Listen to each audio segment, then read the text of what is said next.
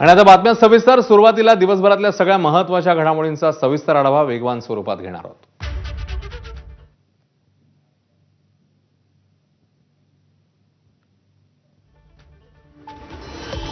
धनत्रयोदशीच्या मुहूर्तावर सोन्याच्या दरात 3,000 रुपयांची घसरण. सोन्याचे दर जीएसटीसह 1,32,000 रुपयांवर.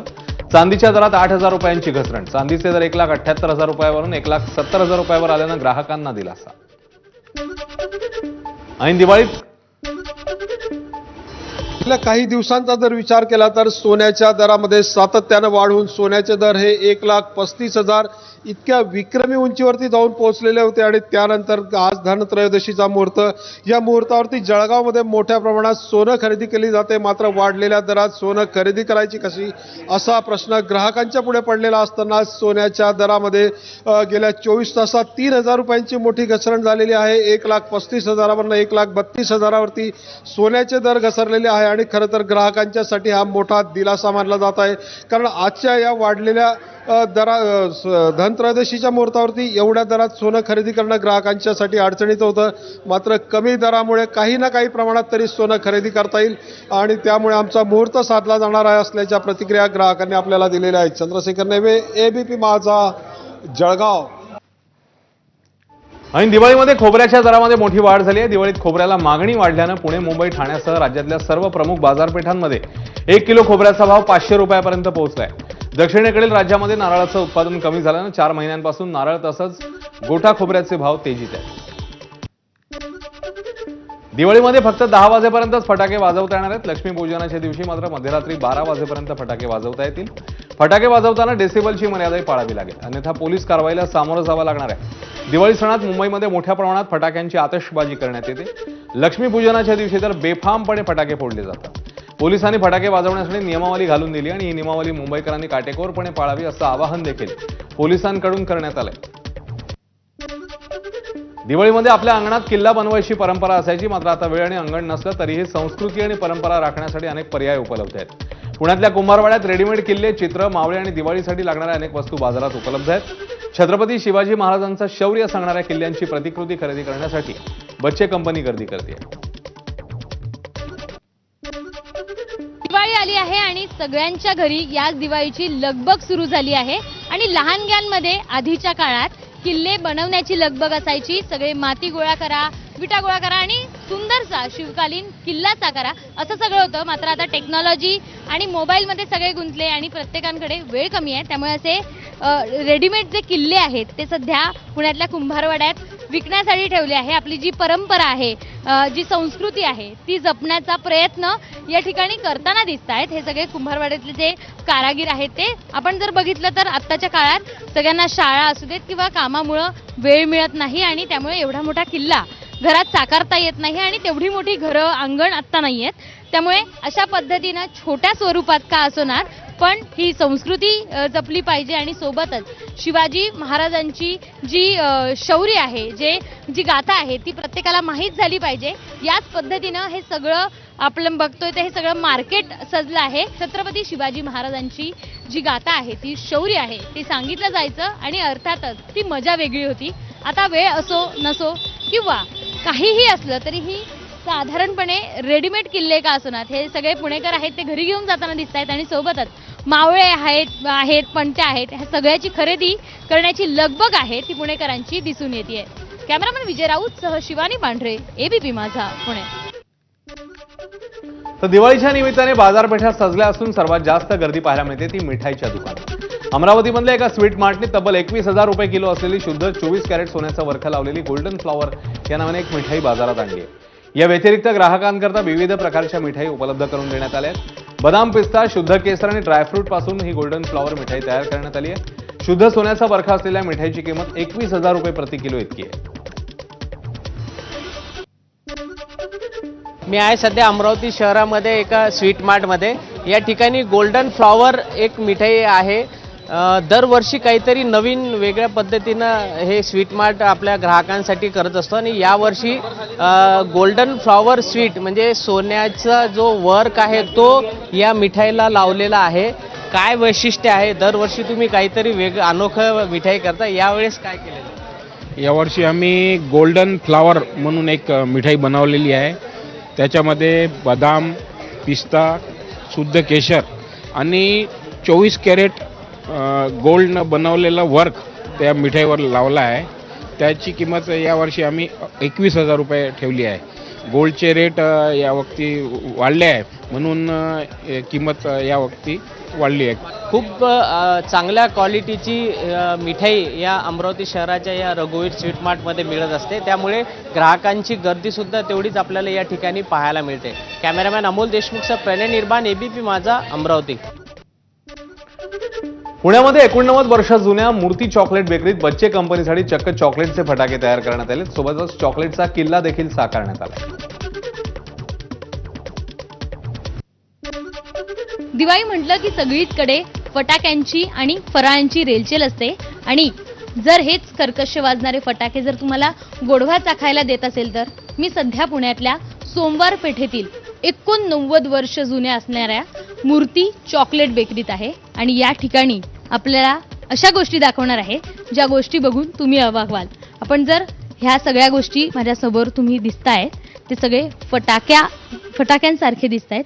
हा गुच्छ आहे, वेगवेगळे हे फटाके आहे आणि हे फटाके तुम्हाला उडवायचे नाही आहे. या फटाक्यांनी कर्कश आवाज होणार नाही आहे, तर हे फटाके तुम्हाला गोडवा चाखायला देणार आहे. अर्थात हे सगळे खायचे फटाके आहेत. आपण बघितलं तर इथे रॉकेट्स आहे, चक्री आहे, बॉम्ब आहे, झाड आहे म्हणजे पाऊस आहे.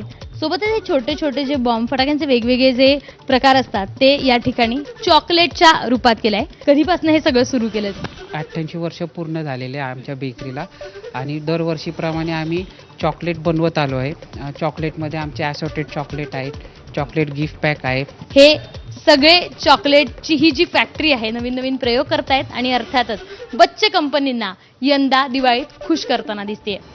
कॅमेरामन विजय राऊत सह शिवानी पांढरे, एबीपी माझा, पुणे. कोकणामध्ये दिवाळी खरेदीचा उत्साह पाहायला मिळतोय. बाजारपेठांमध्ये गर्दी आहे. कपडे, फराळ, मिठाई, फटाके खरेदीला रत्नागिरीतला चांगला प्रतिसाद पाहायला मिळतोय. त्यात यंदा जीएसटी कमी झाल्यामुळे दिवाळीचा आनंद द्विगुणित झालाय असं व्यापारी आणि दुकानदार सांगतायत.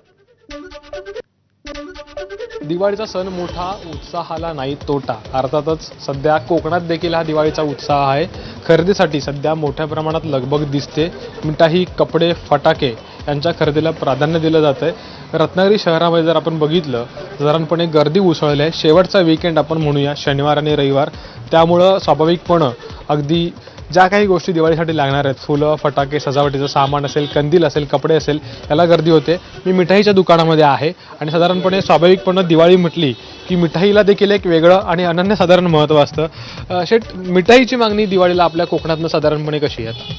एकदम सुंदर आहे. यावेळी दिवाळी चांगली जाणार आहे. त्याचं कारण एक आहे की दिवाळीच्या अगोदर नेमकं GSTचे रेट फार कमी झाले, त्यामुळे सर्व शोभेच्या वस्तू म्हणा, आज आमचा फराळ आहे, फराळावर पण फरक पडला. आम्ही रेट ज्या GSTमुळे थोडेफार कमी करता आले.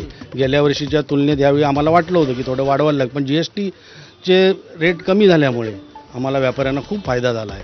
प्रत्येक गोष्टीत फायदा झाला आहे. म्हणजे शोभेच्या वस्तू पण आज जी वस्तू 100 रुपये होती ती आज 85 रुपयाला मिळायला लागली. म्हणजे एवढा फरक पडला आहे. हे व्यापारी सांगतात, हे दुकानदार सांगतात, त्यानुसार GSTचा फायदा यंदा या दिवाळीला झालेला आपल्याला दिसून येतोय. कॅमेरामॅन महबूब शेखसह अमोल मोरे, एबीपी माझा, रत्नागिरी. दिव्यांचा उत्सव असलेल्या दिवाळीच्या सणाला सुरुवात झाली आणि दिवाळीचा उत्साह संपूर्ण राज्यभरात पाहायला मिळतोय. धुळ्यातली मुख्य बाजारपेठ असलेल्या आग्रा रोड भागात देखील नागरिकांनी खरेदी केली आहे. यात आकाशकंदिलासह सजावटीचं साहित्य, रांगोळी, लक्ष्मीच्या मूर्ती, फटाक्यांनी बाजारपेठ ही सजलेली पाहायला मिळते. दिव्यांचा उत्सव असलेल्या दीपावलीच्या सणाला आजपासून सुरुवात झाली आहे आणि दिवाळीचा उत्साह संपूर्ण राज्यभरामध्ये पाहायला मिळतोय. मी धुळे शहरातील मुख्य बाजारपेठ आपल्या आग्रा रोड भागात आहे आणि आपण बघू शकतो की या ठिकाणी दिवाळी निमित्त बाजारपेठ सजल्याचं पाहायला मिळतंय. आकाशकंदील असतील, रांगोळी असेल, त्यासोबतच वेगवेगळ्या प्रकारच्या सजावटीचे साहित्य असतील, अशांनी बाजारपेठ सजायला या ठिकाणी सुरुवात झाली आहे. यासोबतच ग्राहकांचा देखील या ठिकाणी आता प्रतिसाद जो आहे तो वाढताना पाहायला मिळतोय. आज धनत्रयोदशीचा सण साजरा होतोय आणि अशा निमित्तानं आज या ठिकाणी बाजारपेठेमध्ये आता विविध वस्तू खरेदी करण्यासाठी नागरिकांची गर्दी होऊ लागली आहे. लक्ष्मीच्या मूर्ती असतील, रांगोळीचे साहित्य असतील, फटाके असतील, यांच्या देखील बाजारपेठा सजलेत. मात्र यंदा राज्यामध्ये झालेल्या अतिवृष्टीचा परिणाम आणि त्यासोबतच शेतकऱ्यांचं झालेलं नुकसान लक्षात घेता यावर्षी बाजारपेठेमध्ये दरवर्षाच्या तुलनेमध्ये निश्चितच काही प्रमाणात जी काही गर्दी आहे ती कमी झाल्याचं पाहायला मिळत आहे. त्याच्यामुळे अतिवृष्टीचा परिणाम बाजारपेठेत झाला आहे. त्याच्यामुळे एकंदरच दरवर्षी होणारी कोट्यावधी रुपयांची उलाढाल ही निश्चितच यंदा मंदावल्याचं देखील पाहायला मिळतं. धनंजय दीक्षित, एबीपी माझा, धुळे. बातमी नागपूरमधून. केंद्रीय मंत्री नितीन गडकरी यांनी नातवंडांसोबत दिवाळीची खरेदी केली. दरवर्षी नितीन गडकरी आपल्या नातवंडांकरता वेळ काढून नागपूरमधल्या फटाक्यांची खरेदी करत असतात.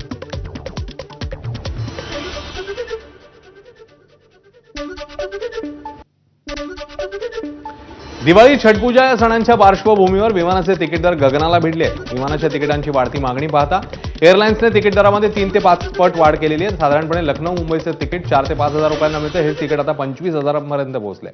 लखनौ दिल्लीचं 2,500 ते 3,000 रुपयांना मिळणारं तिकीट आता 22,000 गेलंय. तर लखनौ बंगळुरू रूटवरही तिकीट दर 16 ते 22,000 रुपये इतका झालाय. विमान कंपन्यांच्या मनमानी विरोधात प्रवाशांमध्ये तीव्र नाराजी आहे. तिकीट दरावर नियंत्रण आणावं अशी ही मागणी होतीये. ऐन दिवाळीच्या पार्श्वभूमीवर सुकामेव्याची मागणी मोठ्या प्रमाणात वाढलेली असताना एपीएमसी मसाला बाजारात सुकामेव्यात भेसळ केल्याचा प्रकार उघड झालाय. या प्रकरणाचा व्हिडिओ सोशल मीडियावर व्हायरल झाल्यावर अन्न आणि औषध प्रशासन विभागाने तात्काळ कारवाई करत संबंधित व्यापाऱ्याचा गाळा बंद करण्याची कारवाई केली. मसाला बाजारातील अंबिका ड्रायफ्रूट नामक कंपनीवर ही कारवाई झाली. बदाम, काजू आणि मनुका यासारख्या सुकामेव्यावर रासायनिक प्रक्रियेच्या माध्यमातून भेसळ केली जात असल्याचं व्हिडिओ दिसून आलंय. संबंधित गाळा बंद करून सील करण्यात आला. वादग्रस्त वक्तव्यामुळे नुकतेच चर्चेत आलेल्या सहकार मंत्री बाबासाहेब पाटलांनी पुन्हा एकदा जोरदार फटकेबाजी केली. नांदेडमध्ये कार्यकर्त्यांशी बोलताना बाबासाहेब पाटील यांनी केलेल्या भाषणावर जोरदार हशाटाळ्या पाहायला मिळाल्या. नाही कशाला बोलायचं जे काही आहे त्याच्यावर भागवा बाबा कधीतरी बाबा बोलला पण असं जर का कधी बोलायचं नाही बोलायचं नाही. पूर्ण ताकदीनं उभारला पक्ष आपल्याला सरकार मंत्री बाबासाहेब पाटील बँका खाली करून टाकून ना तुमच्या विकासासाठी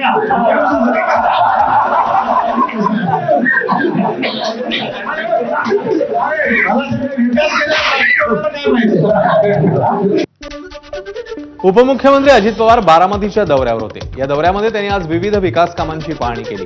त्यावेळी आयोजित केलेल्या सभेतनं अजित पवारांनी ही तुफान फटकेबाजी केली. कॉन्ट्रॅक्टर बनायचं त्यांनी राजकारणात येऊ नका. कारण आमची पण पंचायत होते. आम्ही फळाफळ बोलतो. चांगलं काम नाही झालं तर आम्ही निधी दिलेला असतो. आम्हाला निधीचा पै आणि पैचा हिशोब लागतो. या प्रकारे आम्हाला सगळ्यांची कामाची पद्धत आहे. त्यामध्ये इतर ते मदत करतात. शीतल 3 लाख रुपयाची आम्हाला मदत केली आता रंगरंगोटीच्या कामामध्ये. पीएमडी डेअरीने आता आपण गाडीची चांगली गोष्ट 3.5 लाख रुपयाची मदत केली आणि अशोकरावांनी 3 लाख 6.5 लाखाची गाडी मदत केली. ठीक आहे बाबा, काय तू पण मी पण पुढेच वर घेऊन जाणार नाही.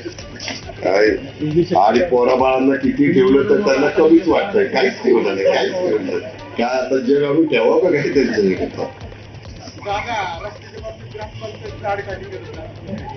तेच सांगतोय ना, ग्रामपंचायतला कुणी निवडून दिलं? अजित पवारांनी दिलं. सिटे बोर्ड भांडायला ती आला होता. मला तुम्ही दिलं, मी आलो तो यातनं निवडून द्यायला. तुम्ही बॉडी निवडून देणार. तुम्हाला अधिकार दिलाय बाबासाहेब आंबेडकरांनी. मग तुम्हाला जे योग्य काम करतं त्याची भटका धावा. हे पायताना हान पाहिजे. जाताना रोड बीड बरे झाले का नाही? डिवायडर वगैरे झाले का नाही? काय हा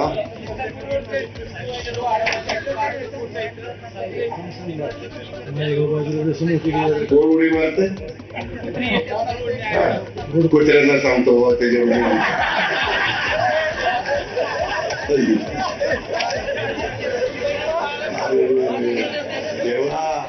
त्यांना बारामतीला बाईचं पुढे जाईल, मला बारामती. आतापर्यंत जे 3.5 वर्ष 6 महिने 4 महिने 2 वर्ष काय असतील सरपंच, त्या सगळ्यांना धन्यवाद. अरे मग आता कुणाकुणाची नाव घेतली? जे आलं मी काही नावं घ्यायला आलोय. बायकोचं नाव कधी घेतलं नाही तर आता कुणाकुणाची नावं घ्यायला लावतो. मी काय उखाणा घ्यायला आलो का इथं? सगळ्यांचं आता सांगितलं. तुम्ही ना खरंच डोक्यावर पडलाय का कशावर पडलाय?